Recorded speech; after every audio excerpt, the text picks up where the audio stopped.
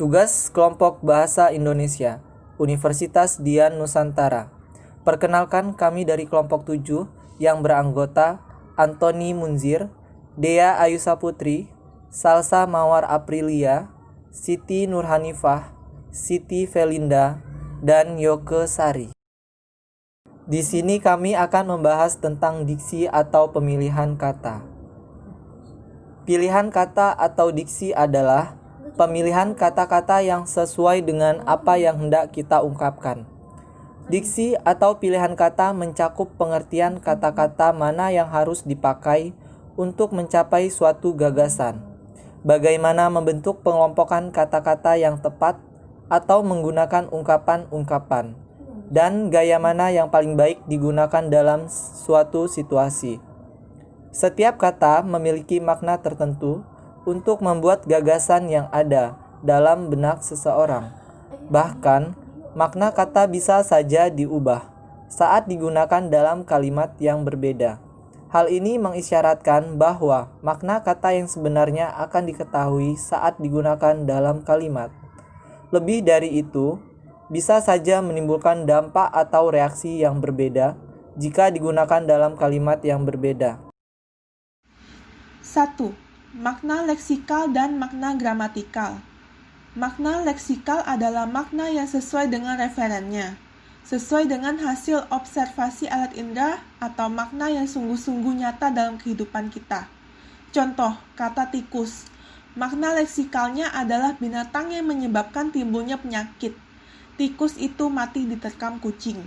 Makna gramatikal adalah untuk menyatakan makna-makna atau nuansa-nuansa makna gramatikal, untuk menyatakan makna jamak bahasa Indonesia, menggunakan proses reduplikasi seperti kata.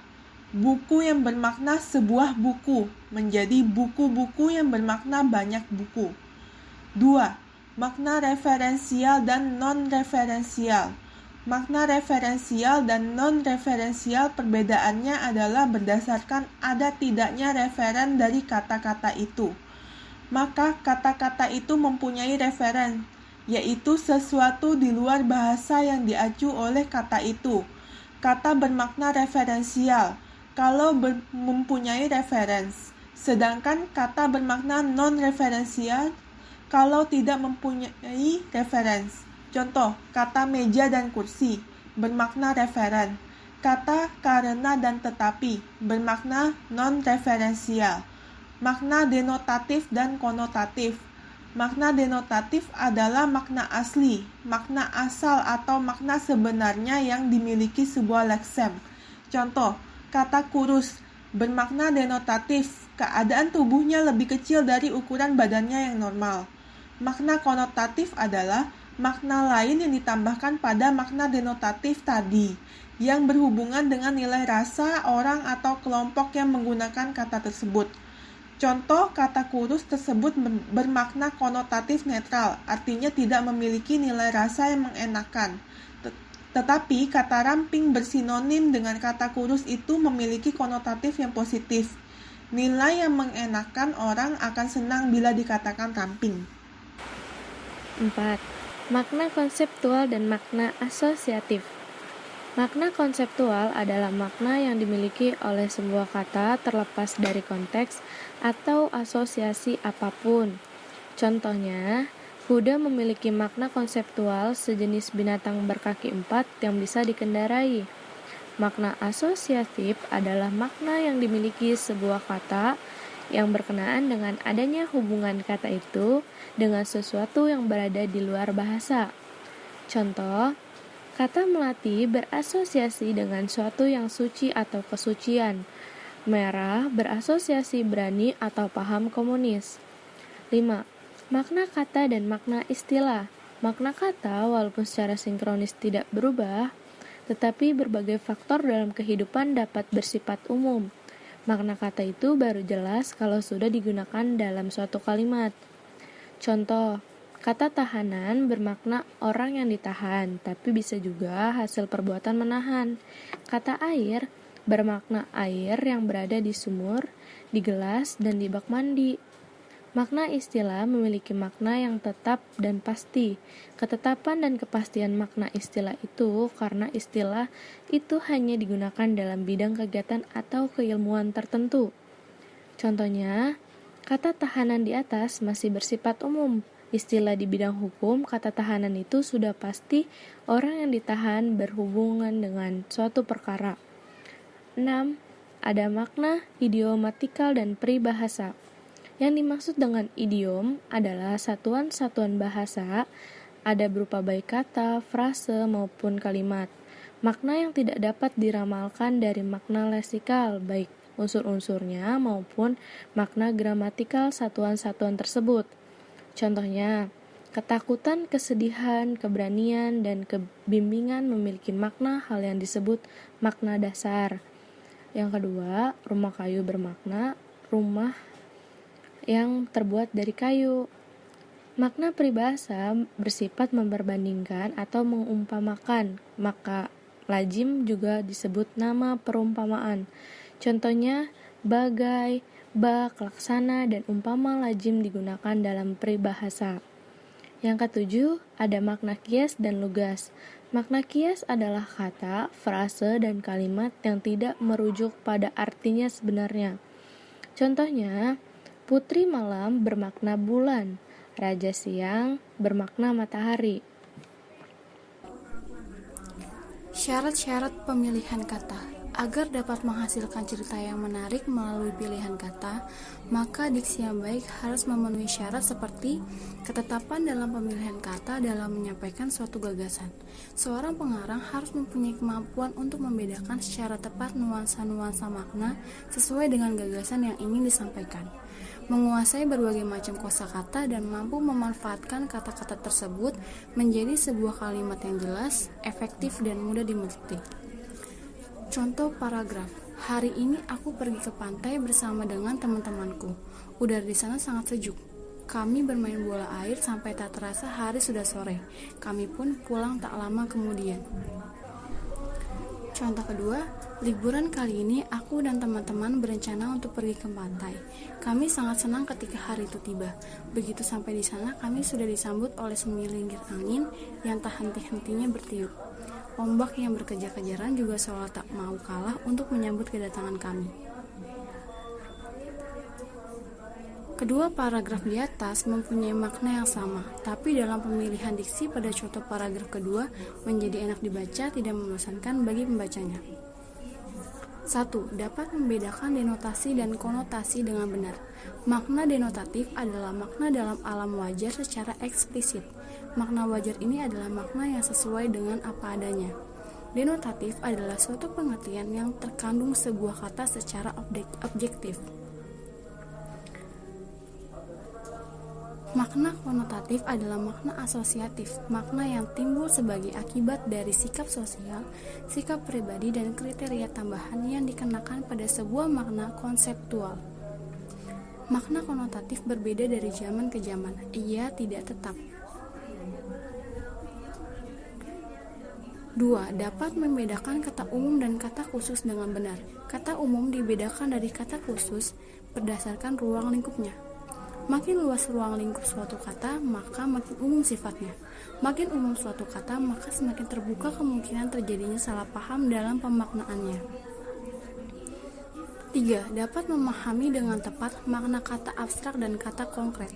Kata yang acuannya semakin mudah diserap, panca indera disebut kata konkret, seperti meja, rumah, mobil, air, cantik, hangat, wangi, dan suara. Jika acuan sebuah kata tidak mudah diserap, panca indera, kata itu disebut kata abstrak, seperti gagasan dan perdamaian. Kata abstrak digunakan untuk mengungkapkan gagasan rumit. Kata abstrak mampu membedakan secara halus gagasan yang sifat teknis dan khusus. 4. Dapat membedakan kata-kata yang hampir bersinonim. Sinonim adalah dua kata atau lebih yang pada asasnya mempunyai makna yang sama, tetapi bentuknya berlainan. Kesinoniman kata tidaklah mutlak, hanya ada kesamaan atau kemiripan. Kesinoniman kata masih berhubungan dengan masalah makna denotatif dan makna konotatif suatu kata. 5. Dapat membedakan kata ilmiah dan kata populer dengan benar. 5. Dapat membedakan kata ilmiah dan kata populer dengan benar. Kata ilmiah merupakan kata-kata logis dari bahasa asing yang bisa diterjemahkan ke dalam bahasa Indonesia. Kata-kata ilmiah biasanya digunakan oleh kaum terpelajar, terutama dalam tulisan-tulisan ilmiah, pertemuan-pertemuan resmi, serta diskusi-diskusi khusus. Yang selanjutnya adalah pembentukan kata. Dalam pembentukan kata terdiri dari berbagai unsur. Yang pertama, kesalahan pembentukan dan pemilihan kata. Pada bagian ini akan diperlihatkan kesalahan pembentukan kata yang sering kita temukan.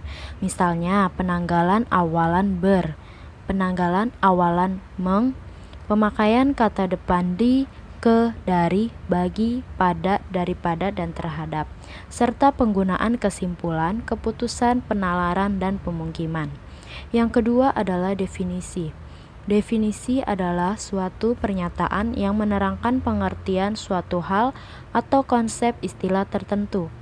Dalam membuat definisi, hal yang perlu diperhatikan adalah tidak boleh mengulang kata atau istilah yang kita definisikan. Definisi terdiri dari dua jenis. Yang pertama, definisi nominalis. Definisi nominalis adalah menjelaskan sebuah kata dengan kata lain yang lebih umum dimengerti. Umumnya digunakan pada permulaan suatu pembicaraan atau diskusi. Yang kedua adalah definisi realis. Definisi realis adalah penjelasan tentang isi yang terkandung dalam sebuah istilah, bukan hanya menjelaskan tentang istilah. Definisi realis ini terdiri dari 3 macam. Yang pertama, definisi esensial. Yang kedua, definisi deskriptif. Dan yang ketiga, definisi praktif. Selanjutnya adalah kata serapan. Kata serapan adalah kata yang diadopsi dari bahasa asing yang sudah sesuai dengan ejaan yang disempurnakan. Bahasa asing yang masuk dan memberi pengaruh terhadap kosakata bahasa Indonesia antara lain dari bahasa Sanskerta, bahasa Belanda, bahasa Arab, bahasa Inggris, dan ada juga dari bahasa Tionghoa. Penyerapan kata ke dalam bahasa Indonesia terdapat 2 unsur, yaitu yang pertama, keteraturan bahasa atau analogi. Dikatakan analogi apabila kata tersebut memiliki bunyi yang sesuai antara ejaan dengan pelafalannya. Karena analogi adalah keteraturan bahasa, maka lebih banyak berkaitan dengan kaidah-kaidah bahasa, bisa dalam bentuk sistem fonologi, sistem ejaan, atau struktur bahasa. Sistem fonologi sendiri merupakan sistem kebahasaan yang digunakan oleh suatu masyarakat untuk membedakannya dari masyarakat lain. Ada beberapa contoh kata yang sudah sesuai dengan sistem fonologi, baik melalui proses penyesuaian ataupun tidak. Contohnya, kata sentral dalam bahasa Inggris diserap ke dalam bahasa Indonesia menjadi kata sentral. Huruf awal menggunakan S dan tidak lagi menggunakan huruf C. Unsur yang kedua yaitu penyimpangan atau ketidakteraturan bahasa atau anomali. Dikatakan anomali apabila kata tersebut tidak sesuai antara ejaan dan pelafalannya. Anomali yang pertama terdapat dalam sistem fonologi. Kata-kata asing yang diserap dalam bahasa Indonesia secara utuh tanpa mengalami perubahan penulisan, sehingga memiliki kemungkinan untuk dibaca sebagaimana mestinya. Contohnya, kata ekspor berasal dari kata ekspor. Kata expose berasal dari kata expose. Kemudian, anomali dalam sistem ejaan. Di sini semua kata-kata asing yang diserap secara utuh tidak melalui penyesuaian kaidah dalam penulisannya. Contohnya, kata bank yang berasal dari kata bank dan kata fardu yang berasal dari kata fardu. Selanjutnya ada anomali dalam struktur. Kata-kata asing yang diserap ke dalam bahasa Indonesia kadang-kadang tidak hanya terdiri dari 1 morfem, bisa 2 morfem, 3 morfem, atau lebih, sehingga penyerapannya dilakukan secara utuh. Contohnya, kata federalisme yang berasal dari kata bahasa Inggris yaitu federalism, dan kata eksploitasi berasal dari kata exploitation.